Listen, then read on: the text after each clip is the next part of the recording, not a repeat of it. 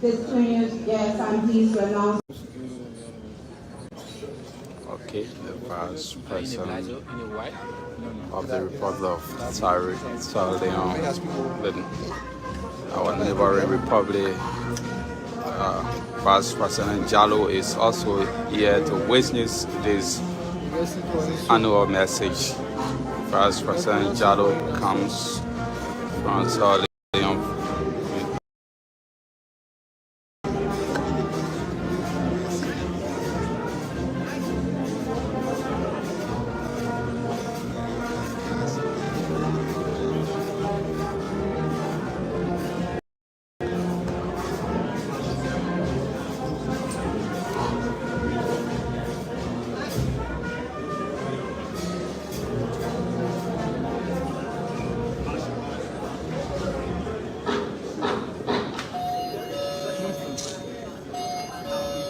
The Sergeant Arms will call the session to order. All right, so the session will now be called to order by the Sergeant at Arms of the House of Representatives, Brigadier General Martin Johnson.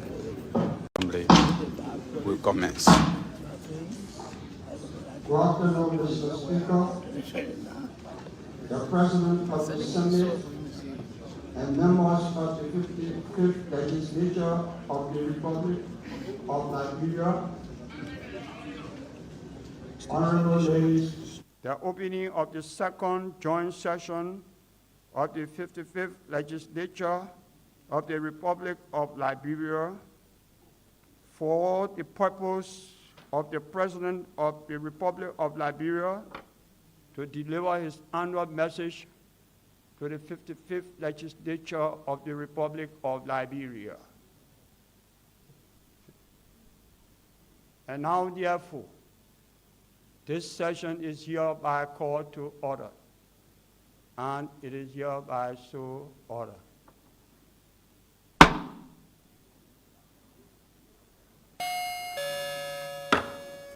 Session called to order. Madam Chief Clerk, have you conducted an inquiry as to whether or not we have a quorum for the conduct of business, and do you have a report in such regard? Honorable Councillor J. Fonati Kofa, Speaker of the House of Representatives of the 55th Legislature and presiding officer of this joint legislative section, His Excellency Vice President Jeremiah Kwan, President of the Liberian Senate, Senator Nyomli Kanga Lawrence, President pro tempore, Honorable Thomas P. Falla, Deputy Speaker of the House of Representatives of the 55th Legislature, honorable ladies and gentlemen, I'm honored to announce, in consultation with my counterparts of the Liberian Senate, that there is a quorum for the transaction of this joint legislative business solely intended to receive His Excellency Joseph Numa Boakai, Sr., President of the Republic of Liberia, to present to this body his administration's legislative program for the ensuing section. I so submit. Thank you. With the report that we have a quorum available to conduct business today. We entertain a motion to convene in joint legislative session for the sole purpose of hearing the President's annual message. Honorable Rugi Berry.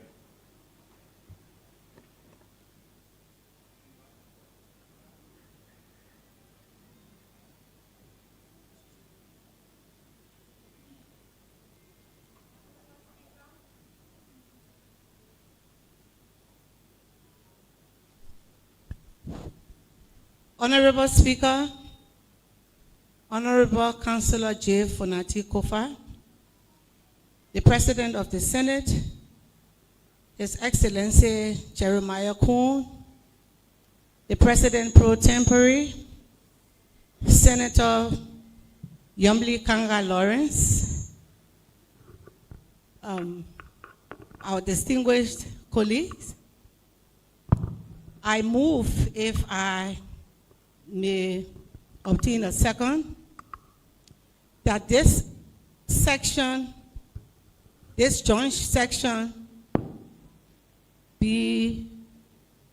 that we start this joint section that is strictly for the purpose of receiving His Excellency Joseph Yuman Boakai, Senior, President of the Republic of Liberia, to deliver his administration's legislative function. Senator Augustine Chia.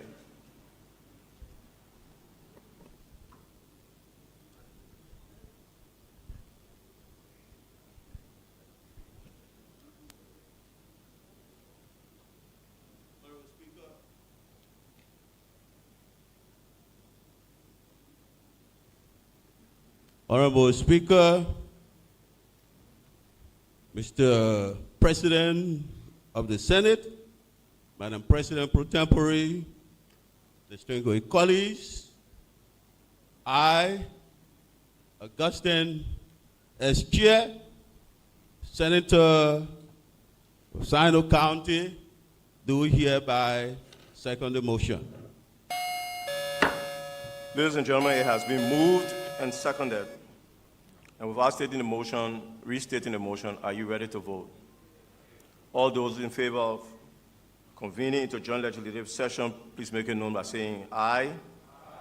All those opposed say nay. The ayes have it. Ladies and gentlemen, we will now convene in session.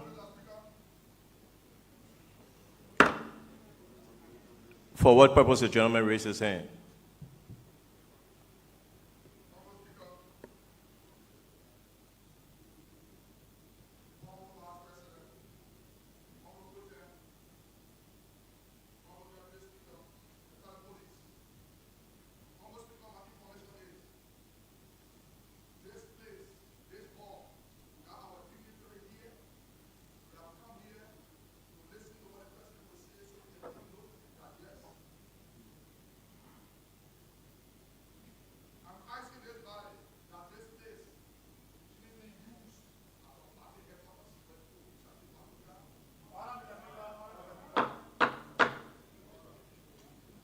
Order denied. Let him continue.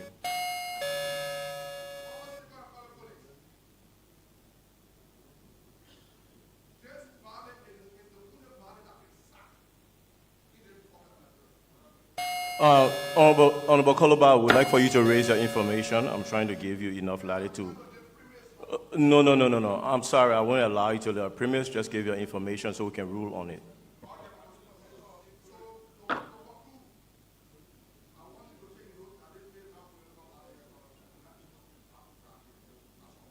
Information denied.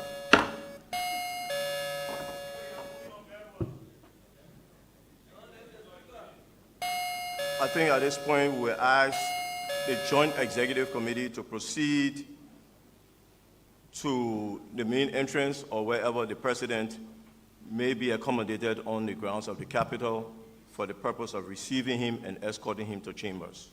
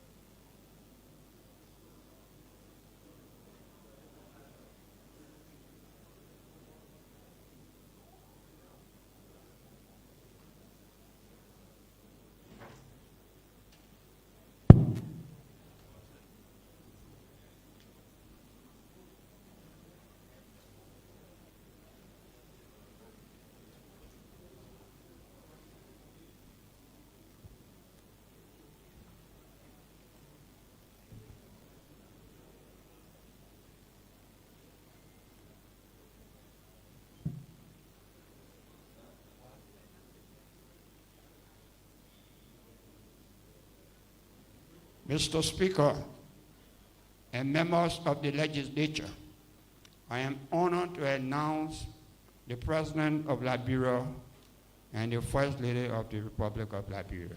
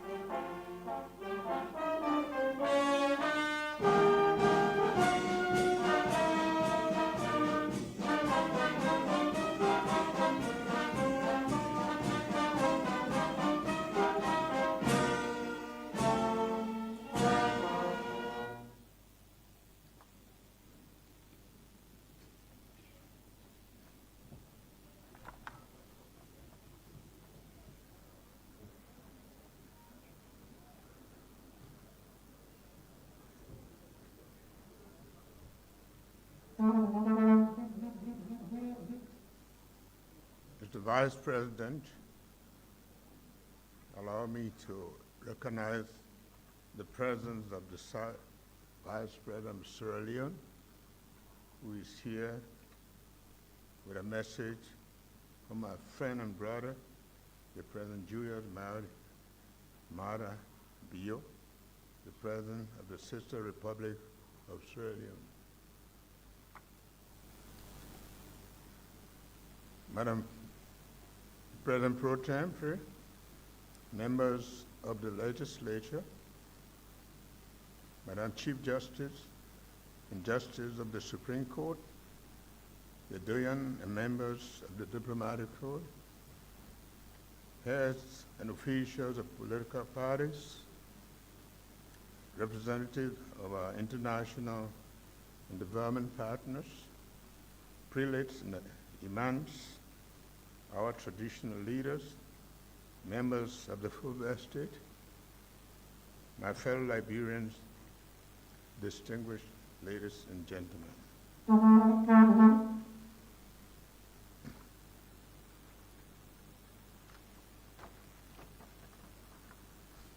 We are thankful to the Lord Almighty, the preserver of our state, for his abundant blessings upon us. As the world confronts various crises, wars, pandemics, climate change, and migration, we pray for better, more peaceful, sustainable, and inclusive global order. Exactly 1 week ago, Vice President Jeremiah Kuhn and I took the oath of office as an array of the world leaders, friends, and citizens of Liberia, the home and in the diaspora, looked on. That solemn occasion marked another historical moment in our democracy as we carried out the transfer of power. In obedience to our constitutional duty, it is an honor to come before this august body, the people's representative, to report on the national situation as we met it and present our agenda for development in the coming year. We must acknowledge the harsh realities that face us as we report that the state of our nation is not what we desire. It is important to note problems that confront us: poverty, drug epidemic, corruption, poor infrastructure, and an underperforming economy. The current challenges present us a unique opportunity to embark on a new journey of hope. This is our commitment to rescue the nation.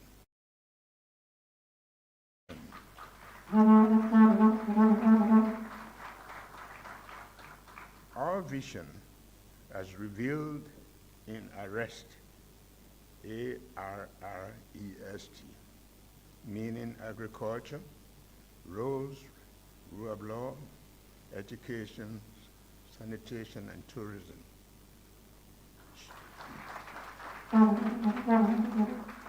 shall guide the preparation of our new medium-term national development plan.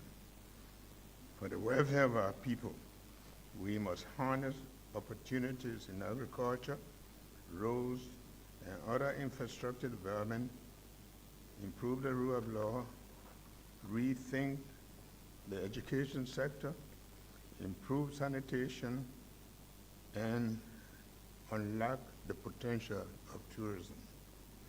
We believe that creating economic linkages between these development facets and reinforcing them will help reverse the years of economic downturns. The state of the economy.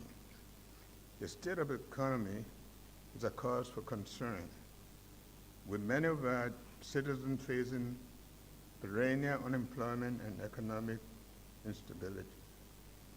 We must not just recognize the pain and frustration that permeate our society, but also work together to introduce and pass legislations that will prioritize economic reforms and foster sustainable economic growth and job creation.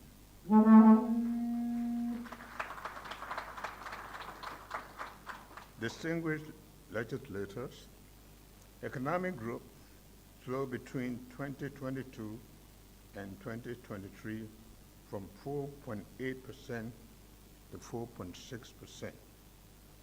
The rate of growth averaged about 1.5% compared with 3.1% between 2012 and 2017, due in part to an underperforming economy and existing geopolitical global environment. During the past 6 years, the economy faced challenges in terms of growth, job creation, and poverty reduction. Inflation during the period 2023 rose to 10.1% at the end of December from 7.6% in 2022. Revenue collection, as reported for 2023, stood at $710.23 million US, while expenditure totaled $796.32 million. Hence, a large budget deficit of over $80 million. We intend to change the state of the economy by thinking outside the box. A paradigm shift away from reliance on our primary commodity export to focusing on value addition with the private sector as the engine to drive the economy.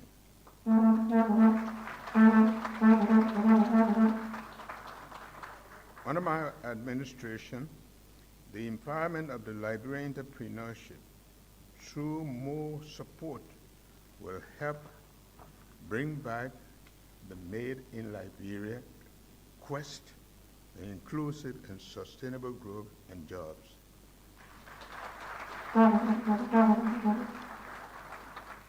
In our quest to expand the economy, we encourage information communication technology, ICT, and the job creation, especially for the youth. To achieve this, my administration will train up to 10,000 young people in various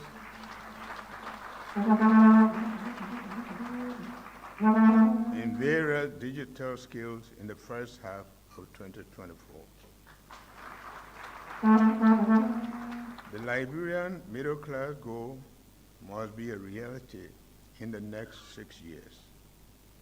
The next net international reverses position reported at the end of December 2023 was $220 million.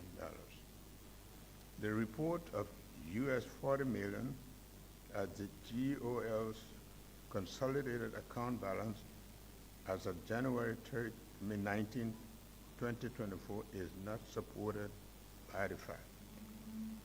The balance reported by the CBL as of the same date was $20.5 million, highly incumbent, not $40 million. To this end, we will re-emphasize our earlier commitment to audit and show that regular audits will be the culture across all branches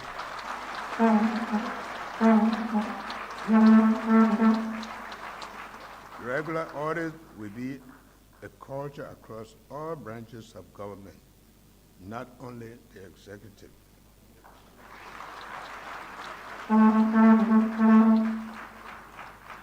The stock of public debt at the end of December 2023 stood at $2.21 billion, an increase of 8.67% compared to the end of December 2022 stock of $2.08 billion. This represents a sharp increase of $1.33 billion compared to the end of December 2017 stock of $878.17 million, representing 601.8% rise. Our debt burden has clearly grown astronomically. Suddenly, the rescue mission was necessary for Liberia's transformation. As I am speaking, Liberia is under sanction for lack of payment of dues to the African Union and the African Development Bank. Also, a default in the payment of about $650,000 to the European Investment Bank is preventing the disbursement of $30 million for Sanikwe-Lugato Road. We will reintroduce the fiscal rules and travel ordinance, in addition to our measures to help address waste and abuse and ensure the return of prudent fiscal management. We will ensure that the executive leads by example.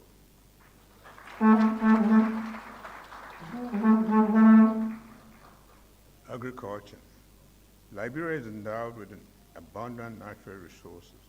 With over 40% of West Africa's rainforest, our country is home to a diverse array of flora and fauna that should help provide economic and agricultural growth opportunities.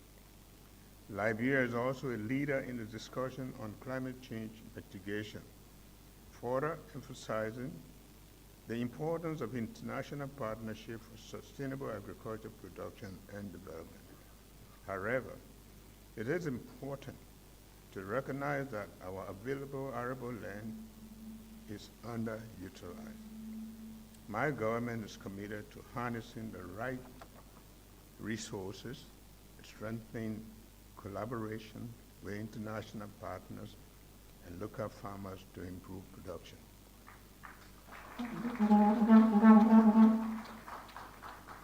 Legislative agenda. Our legislative agenda is aimed at working with you in doing the business of the people, for which proposed legislation will be submitted in coming months. We will focus on shaping the outcome for desired from our new development agenda. The following constitute the development agenda. The Presidential Transition Act. The Presidential Transition Act was drafted in 2017 to provide the appropriate and legal framework for seamless transition from one democratically elected president to the other.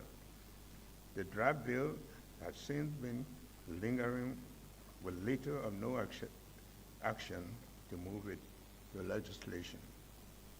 Given the difficulty in establishing the appropriate framework to guide the recent presidential transition, my government will immediately review the draft bill for submission to the legislature for passage.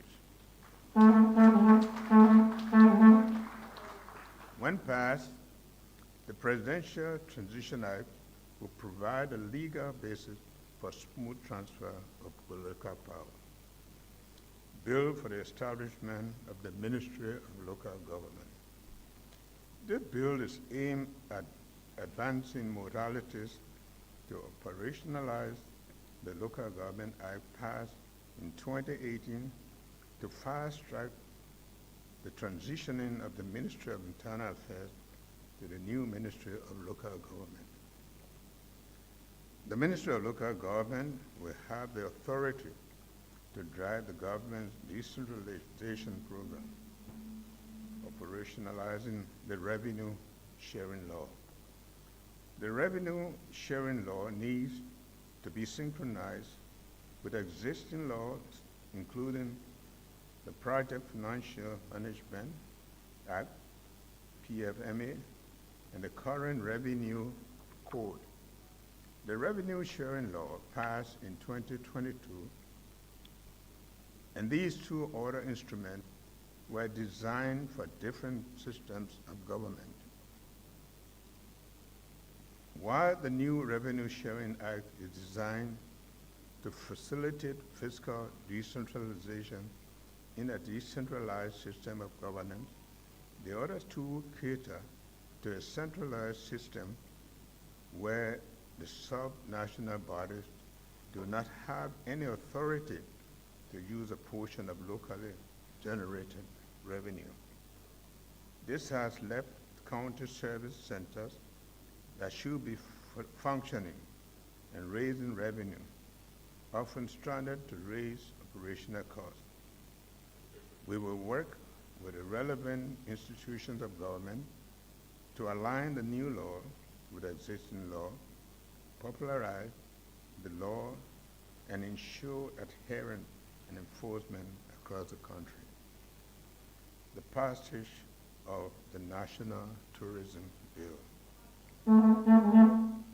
One of the major recommendations that came out of the mandate and functional review of the Ministry of Information, Cultural Affairs, and Tourism was the need to divest culture and tourism from the Ministry of Information.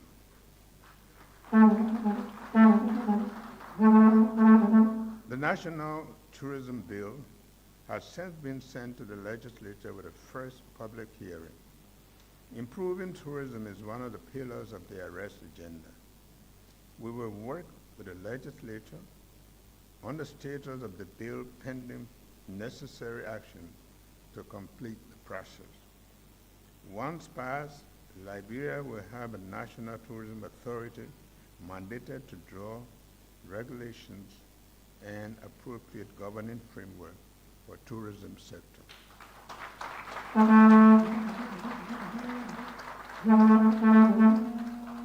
Establishment of the Office of Ombudsman. Passage of the Code of Conduct for public officials had not had the full effect of the law. A major hurdle is a lack of implementation infrastructure. To this end, there is a need to reestablish the Office of the Ombudsman. When established, this office will supervise and enforce all provisions of the Code of Conduct and will also impose sanctions for infractions.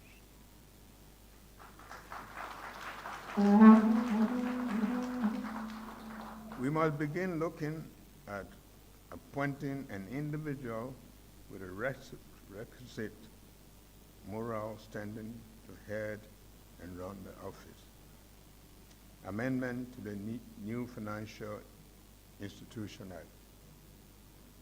As part of the CBL financial sector reform in 2023, the bank submitted to the Office of the President a new banking law to replace the existing new Financial Act of 1999.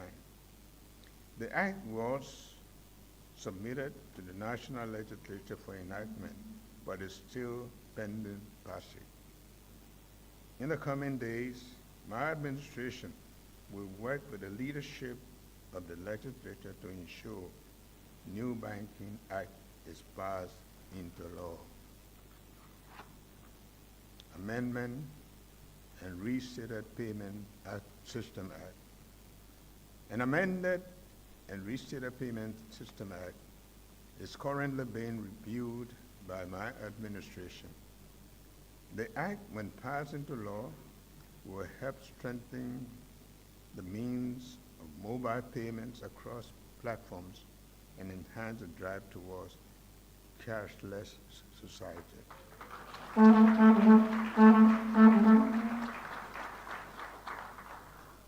Liberia Insurance Regulatory Commission Act. The Central Bank of Liberia is working on a draft Liberia Insurance Regulatory Commission Act, which is currently being shared with stakeholders for their input, following which it will be submitted to passage into law. We are also working on the draft bill for the National Health Insurance Scheme for Liberia.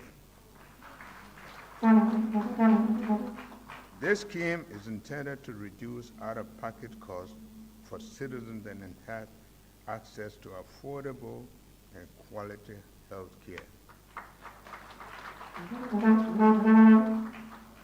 The Paris Agreement, 2015 Paris Agreement.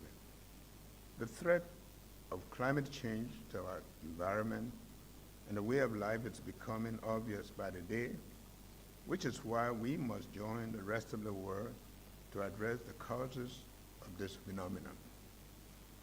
I call on the legislature to work with us to begin looking at the Paris Agreement, including the carbon market, to ensure our national interest is protected. The list of protocols, conventions, and other instruments will be forwarded to you for consideration and appropriate action. Road infrastructure development.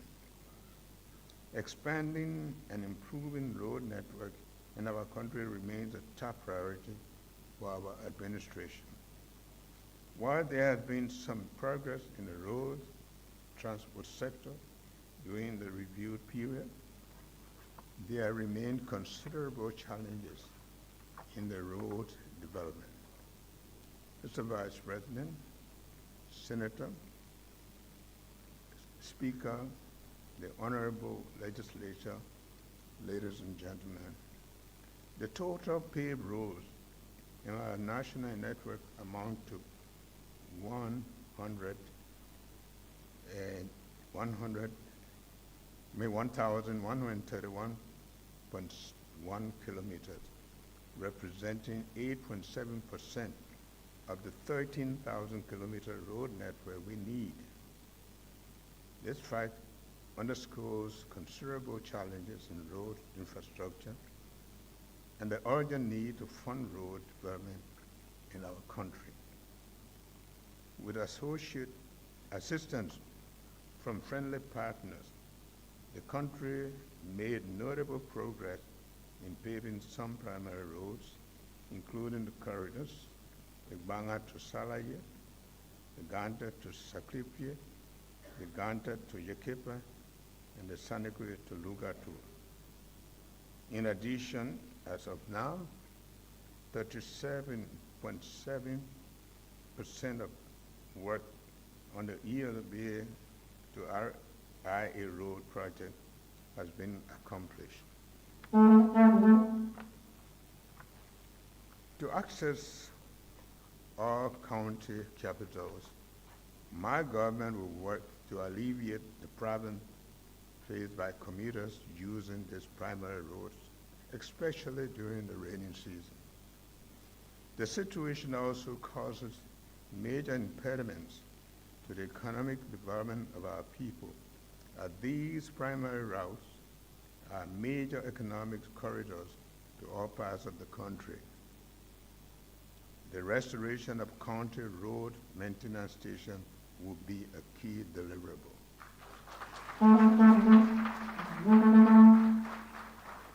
This is why we have commissioned a no car stop in the mud 100-day deliverable to make all major primary roads pliable. Our flagship road delivery program will include the free port to the Simple Bridge Road. Having received funding through the government of Japan, we'll begin construction of a 4-lane road from the Gabriel Tucker Bridge to the free port of Monrovia.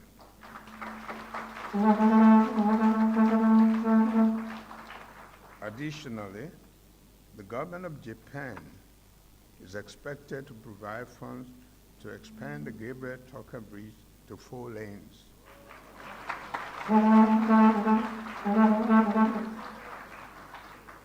The government has also secured additional support from Japan for the conduct of feasibility studies for the expansion of the Freeport to St. Paul Bridge corridor. My government will allocate funds to complete the 6.5-kilometer Freeport to St. Paul Bridge Road. Mr. Vice President, Mr. Speaker, Madam Pro Tempore, and honorable legislators, my government will ensure the funding from the National Road Fund is utilized to maintain and rehabilitate roads for the good of our public. Through the contribution of Liberians who pay their fuel levies from every gallon of gasoline or fuel or the purchase, we will continue to expand about the maintenance program in maintaining our existing network and the construction of new community roads. The honorable legislators, I would like you to join me in extending sincere gratitude to our development partners, which include the European Union, the European Investment Bank, the World Bank, the United States Agency for International Development, the UK Aid, the German government, KFW, and GIZ. I would like to also thank our Arab partners, including the Saudi Fund, the Kuwaiti Fund, Badia, as well as the Japanese government and JICA, the Swedish government, the Chinese government, and this China Aid program, the Norwegian government, the Indian government, the African Development Bank, FDB, and ECOWAS for their many contributions to our infrastructure development.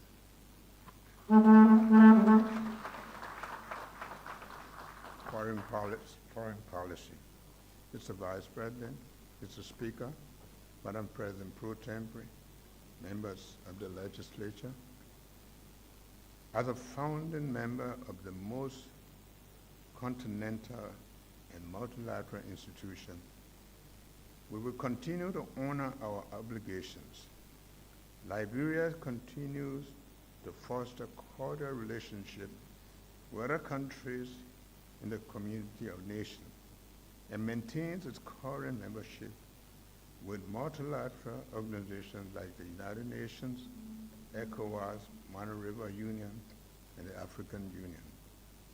We will continue to pursue a policy of good neighborliness as we remain in peaceful coexistence with our immediate neighbors. Mr. Vice President, Mr. Speaker, Madam Pro Tempore, honorable legislators, as a nation with a proud history of regional leadership, our standing among the Community of Nations is undermined when we fail to meet our obligation as a sovereign state. Therefore, it is imperative to reclaim our standing in the Community of Nations. My government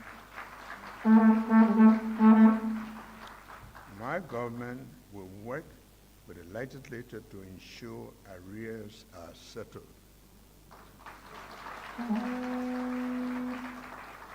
The civil service. There's an estimated 70,000 employees, including appointed officials in the government of Liberia. These command a total wage bill of $300 million annually.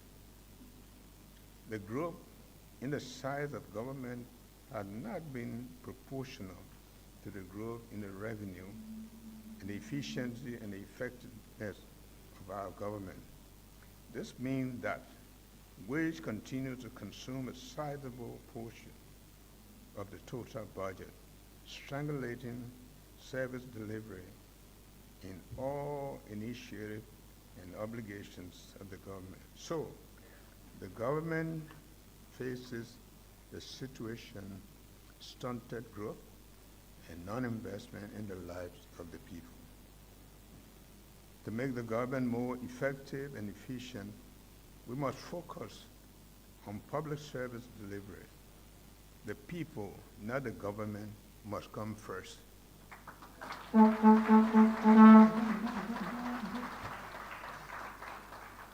Health. Health and sanitation remain a major priority of our government. In the health sector, my government will prioritize the following: the availability of needed medical supplies and logistics in all public health institutions throughout the length and breadth of the nation.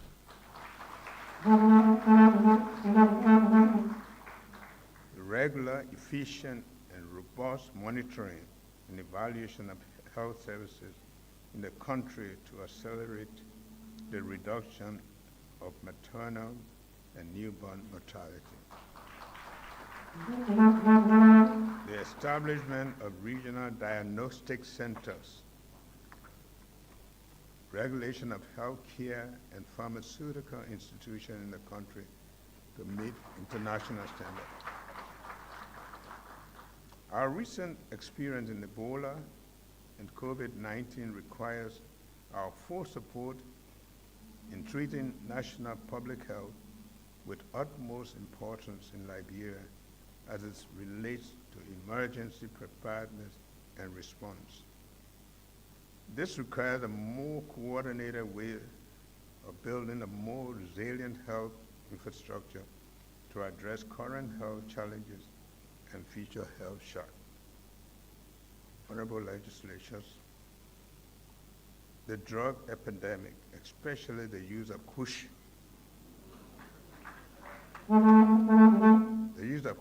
in our country is an existential threat, eating away the future of our children and the country.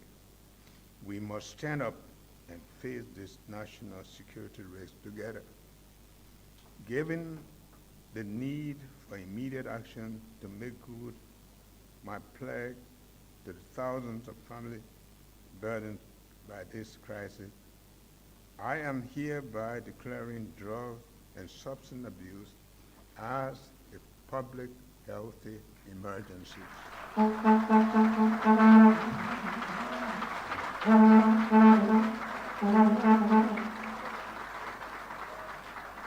In this direction, I am establishing a multi-sectorial steering committee comprising the following agencies: the Ministry of Health, with chair, Ministry of Justice, co-chair, Ministry of Youth and Sport, member, Ministry of Gender, Children, Social Protection, member, Liberia Drug Enforcement Agency, member, Ministry of Finance and Development Planning, member.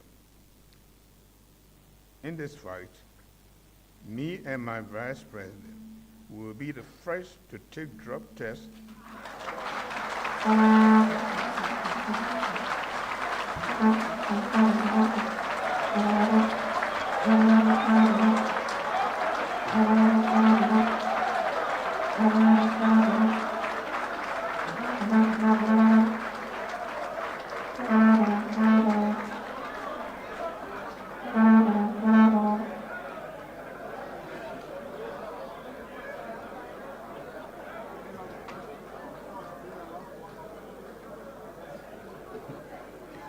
Me and my Vice President will be the first to take drug tests, and I urge all others to follow me.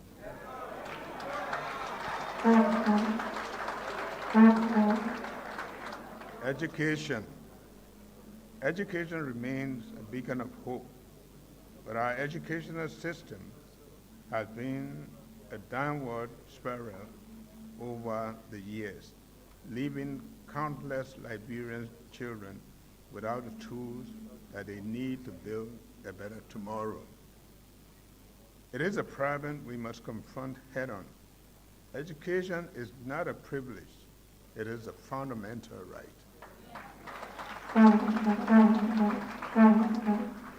We cannot turn a blind eye to the fact that a significant portion of our population is struggling with a lack of access to quality education.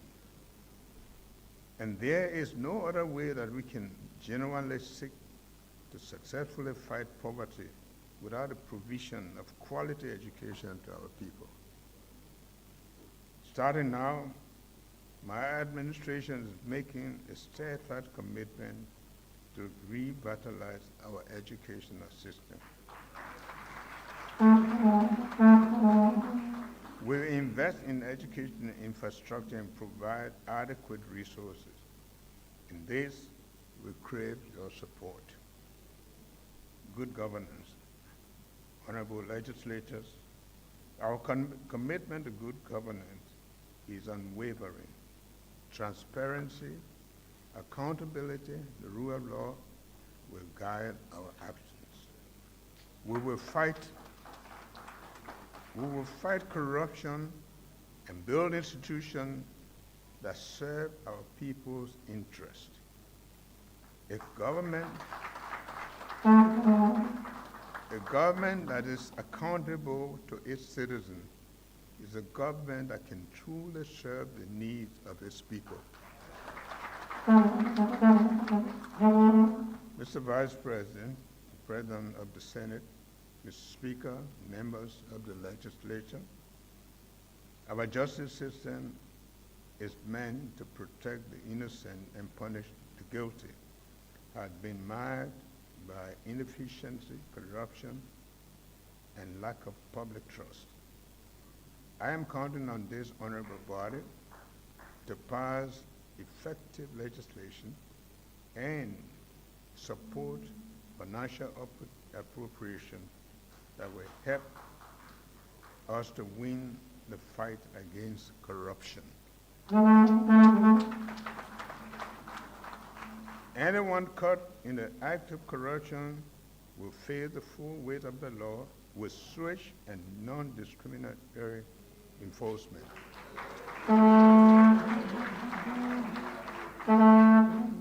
Democratic elections.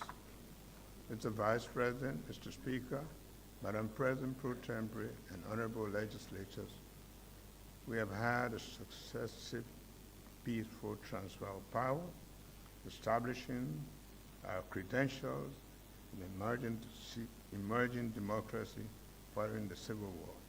But while we proudly celebrate this achievement, we are not oblivious to the bottlenecks that regularly attend our elections and mar the electoral process.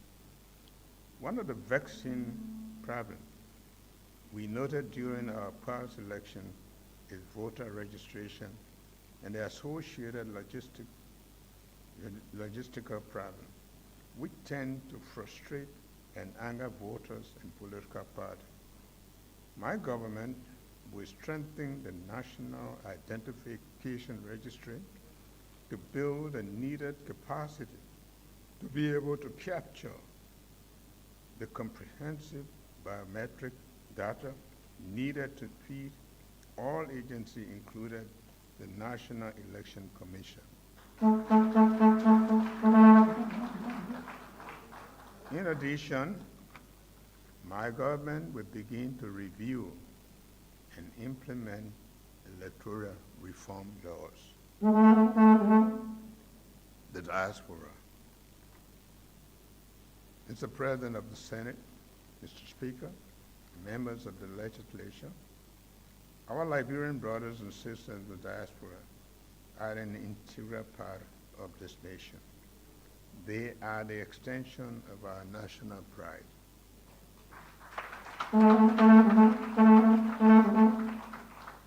They share in our nation's happiness and sadness. They are readily responsive to the needs of family members and friends in times of difficulty. Liberians in the diaspora have a stake in the future of Liberia, and my administration will be intentional about ensuring that their stake in Liberia is fully honest.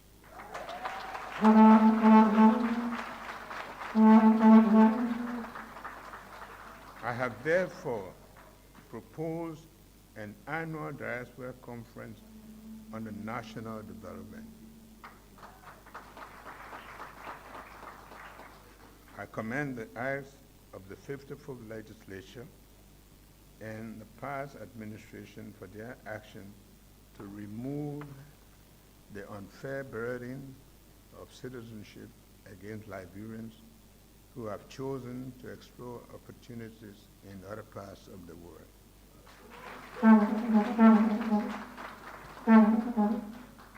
I am glad that the slogan, "Once Liberian, always Liberian," now has a meaning. We will establish a clear and predictable policies that link where diaspora Liberians can play more meaningful roles in the Liberian future. Necrology. The nation lost some of the prominent citizens during the year in review. Special condolences go to the families of the victims of the tanker explosion in Toronto, Bond County. Among those who have joined our ancestors are former Assistant Minister Mr. Victor Daniel Kreku, 90 years, Ambassador Hannah Abiedu Boyan Jones, 89 years, Commissioner James Joey McGill, Sr., 86 years, Deputy Minister Dr. Edward Imba Goba, 78 years, Senator Daniel Nathan of Bapulu County, and former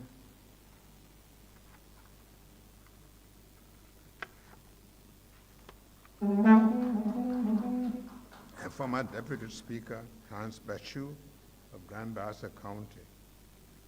We also mourn all those who lost their lives during the just ended legislative presidential election. a fuller list will be published. Mr. Vice President, Mr. Speaker, Madam Pro Tempore, and honorable members of the legislature, the state of our nation is in distress, but the hope of our people is alive.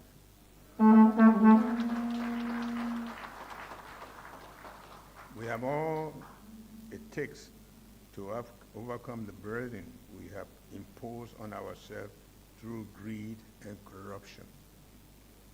When we work together, there is nothing we cannot overcome as a people. This is why I ask all of you representatives of our people to join me to do the business of the Liberian people by not doing business as usual.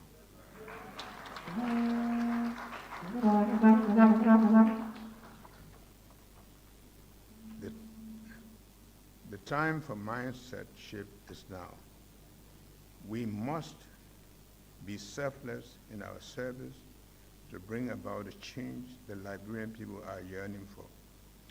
Again, I challenge you to join me to think Liberia, love Liberia, and build it. I want to thank you. May God bless the works of our hands and save the state.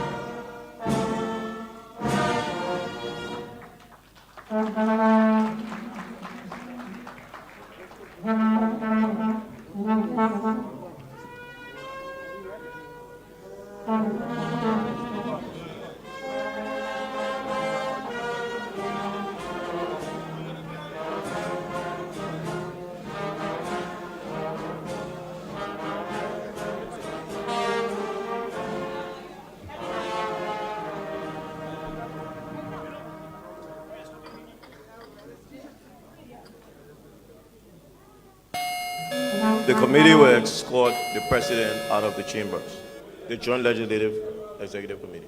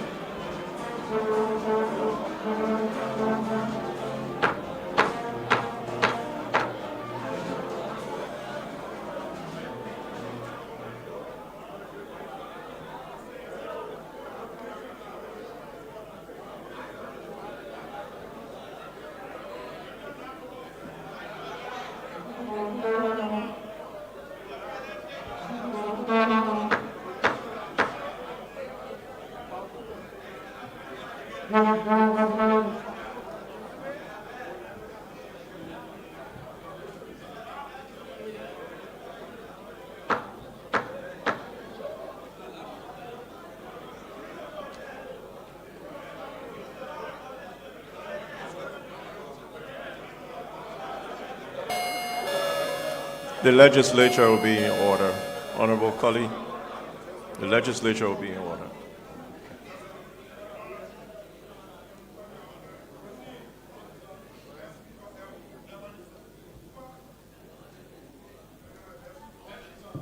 The Sergeant at Arms, please close the doors when our guest leaves.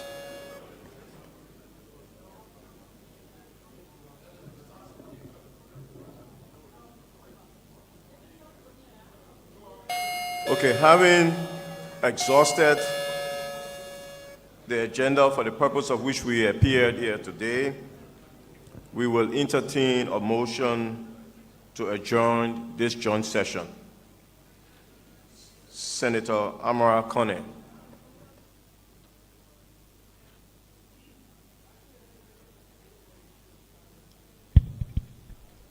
Mr. Speaker, Mr. Vice President and President of the Senate, Madam Pro Tem, Mr. Deputy Speaker, I move, if I can obtain a second, that this joint session of the legislature for the purpose of receiving the President's State of the Nation address be adjourned.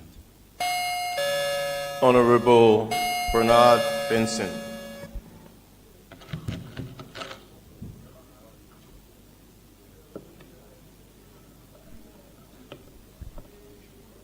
Honorable Speaker, Honorable President of the Senate, Honorable Pro Tem,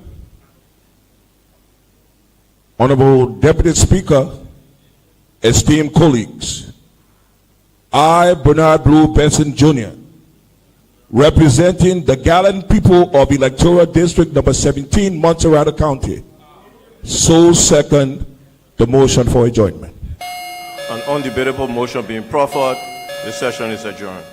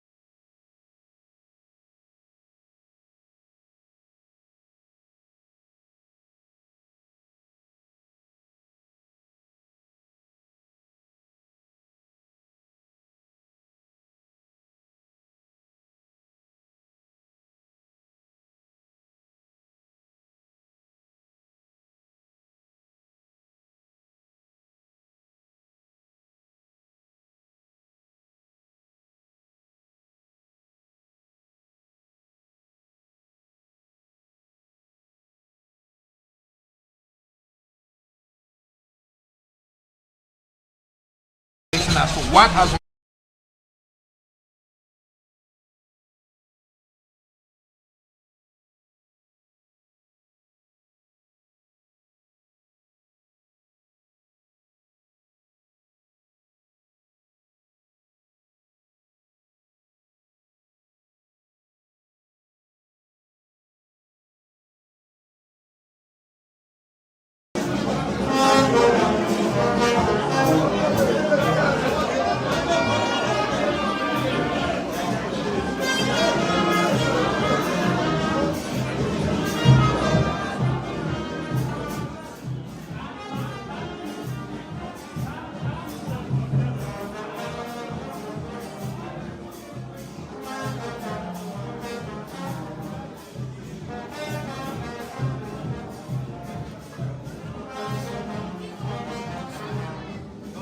human rights activist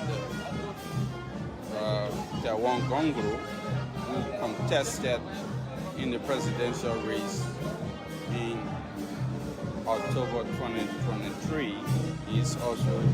He has been here to listen to His Excellency Joseph Yuma Boakai delivers his annual message.